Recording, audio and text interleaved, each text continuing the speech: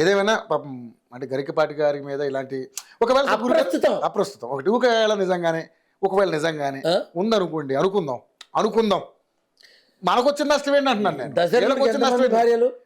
దశరథుడికి ఎంతమంది భార్యలు? ముగ్గురు కదా. దశరథ ముగ్గురు భార్య, రైటా? కరుణానిధికి ఎంతమంది భార్యలు? 2. మరి శాస్త్రాల ప్రకారం పోతే ఒక్కొక్కళ్ళు 2 ముగ్గురు చేసుకోవాలిగా. నా బొంద ఇప్పుడు ఆడపిల్లలే దొరికి చావట్లా. మీరు అలా అంటే మళ్ళీ పవన్ కళ్యాణ్ ఇష్యూ బయటకు వస్తుంది. మళ్ళీ కింద కామెంట్ వ్యక్తిగతమైన విషయాల్లో మనం మాట్లాడకూడదు. వాళ్ళు కింద కామెంట్ అలా పెడతారంట. వేసుకొని చావమా, నాకేమైనా ఊడేదా చచ్చేదా, నా బుద్ధి మీద గోచి ఓడదు. ఇంకోటి అలా చేసి ఆయన ఏదో దించుదాం లోపల కింద వేడేసి తొక్కేద్దాం ట్రై చేశారు. కానీ ఆయన ఎంత కిందకు తొక్కాలని చూస్తే అంత పైకి లేచాడు ఆయన. అంతే కదా.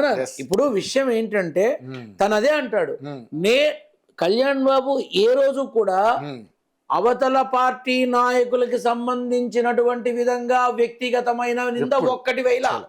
కానీ వీళ్ళు అది మాట్లాడుతూనే కళ్యాణ్ బాబు దగ్గరుండి తీసుకెళ్లి సింహాసనం మీద కూర్చొని చేశారు. I should be very thankful to you know.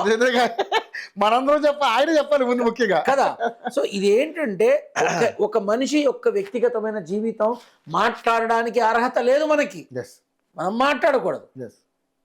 అందుకే చెప్పా, ఇది సడన్ గా వైరల్ అయింది అంటే ఎవరన్నా కోపంతో చేశారా, ఎవరన్నా కసితో చేశారా, ఆస్తి కోసం చేశారా, అప్రతిష్ట పాలు చేయడం కోసం చేశారా, గరికపాటిని తొక్కిపెట్టడానికి చేశారా, కారణాలు ఏమన్నా కావచ్చు. కానీ దీని గురించి ఇంత చర్చ అవసరమే లేదు అసలు. రైట్.